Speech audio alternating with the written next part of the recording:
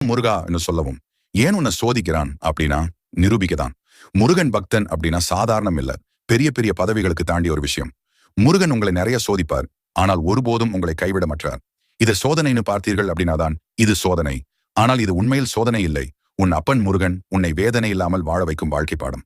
அவர் உங்களை ஏன் இப்படி சோதிக்கிறார் தெரியுமா? நீங்கள் அந்த நேரத்தில் கோபத்தில் அவரை 2 வார்த்தை தீட்டுவீர்கள். அதை கேட்கத்தான் இப்படி செய்கிறான் முருகன். நம் வீட்டில் நம்ம அம்மா அப்பாவை நாம் கோபத்தில் ஏதாவது திட்டி விடுவோம் சில நேரம்.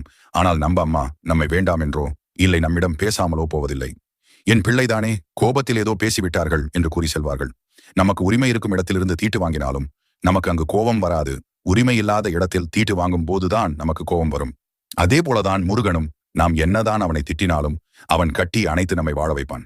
திட்டுபவர்களை இப்படி வாழ வைக்கும் பொழுது நீ கெஞ்சி கொஞ்சி பாசத்தாலும் நேசத்தாலும் கேட்டால் கொடுக்காமல் போய்விடுவான். இதற்கு எத்தனையோ அடியார்கள் வாழ்க்கை சாட்சி.